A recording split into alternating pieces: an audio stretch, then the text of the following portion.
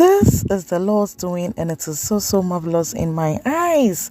Hi guys, it's your girl Eveeee. Welcome to Tasty and Fresh Kitchen, where we always prepare tasty meals with fresh ingredients. So today I bring you this chicken wings gravy or stew. So let's go.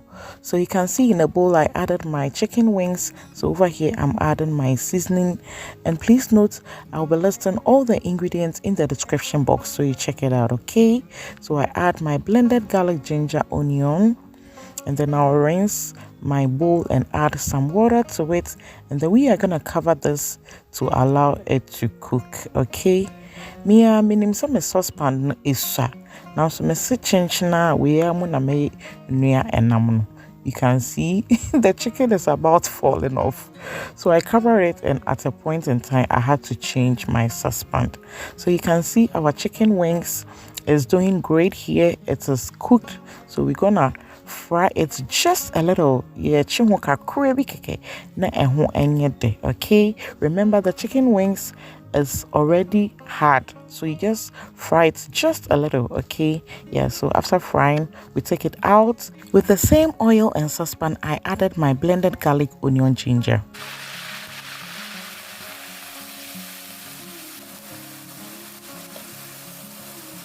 So at this point we add our powdered pepper. You can use fresh pepper, it's okay. So I added, and then I stir, and then I added my crushed tomatoes. Yes, okay, so tomato stew there. Oh yeah, it was so woman toast mochi into me di kind edit to say fresh tomatoes nigumo answer na ma achikama. You can see at this point our fresh tomatoes is well cooked, so we cover it a bit.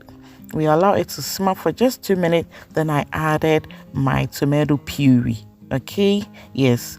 Please follow to the end, because I'll be giving you the tips to know how your tomato stew is ready. Okay, so you can see at this point our stew is doing great. So I add the broth from my chicken wings. Yes, so you can add some water to it, and then you cover it on a medium to low heat and allow it to gradually cook on its own. Okay, be mindful of the salt you add. Remember our stock had some salt in it. Yeah, and one who said yeah, no, just say stew, no, yeah, stew. So the secret to know that your tomato stew is ready or is well cooked is once you see the oil surfacing on it, it means your stew is cooked. So at this point I added my curry powder and stew seasoning, which is optional, and then we'll cover it again. The one was saying that is why you need to put it on a medium to low heat. At this point you can see the oil is surfacing, so I added my wings so that it can also engulf the aroma and then the nutrients and then the flavors in the stew. So we cover it again, and you see now the oil has surfaced, meaning our stew is stewing. This stew is given family. Hey, chicken wing stew or chicken wings gravy. The papa, it's so nice.